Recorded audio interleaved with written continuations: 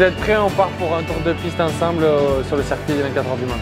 Et au Mans, là, on roule sur la nouvelle ZX10 RR, donc modèle 2021. Et voilà, moi c'était la première fois que je l'essayais, donc voilà, on va voir un peu comment ça se passe.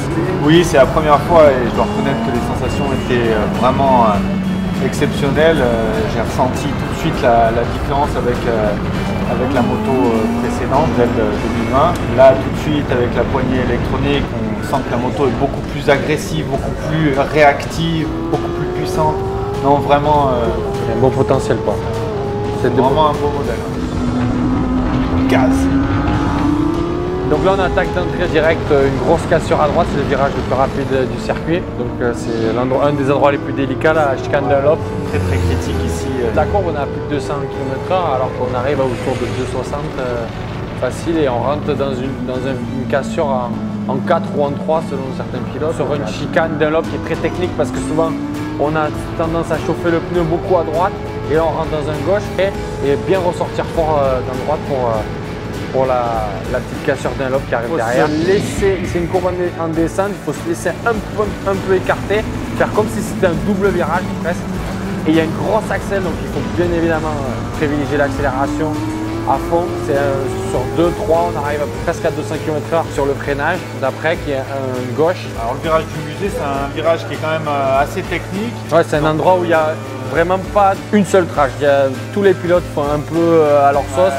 Là c'est pareil, il faut quand même privilégier la sortie parce que c'est une grosse accélération sur l'angle. Donc on va chercher la 4 pour arriver au garage vert où là c'est l'un des plus gros freinages du circuit. Un double droite très lent, les motos se mettent en travers. On va à l'extérieur, on est à 2 doigts de passer hors c'est ça, limite. Ligne droite derrière. Et là on passe sur la plus grande ligne droite après celle des stands. Et là on a le plus gros freinage du circuit. Chemin au bœuf, virage mythique, la chicane du chemin au bœuf. Donc là c'est assez compliqué aussi, pareil, pas trop s'emporter au freinage parce que il faut vraiment bien prendre le droite. 35 260 on doit être facile pour bien accélérer et là on va arriver sur les S bleus qui est un virage un virage où on se met bleu.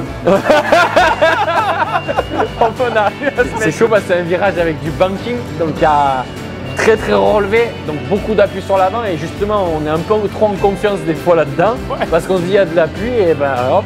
Là il y a beaucoup de chutes. Forcément plus délicat, il y a moins d'appui, beaucoup moins d'appui et il y a une grosse axelle pour entrer dans le virage de raccordement qui là aussi c'est un virage typique du Mans.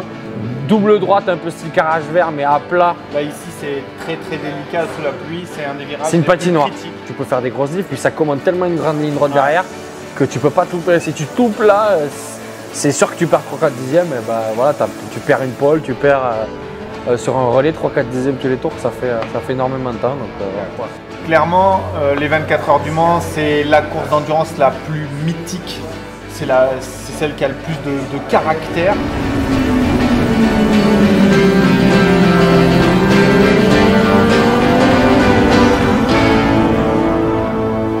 Je préfère gagner les 24 et peut-être pas avoir un titre parce que c'est quand même, dans l'histoire, on retient souvent celui qui a gagné les 24.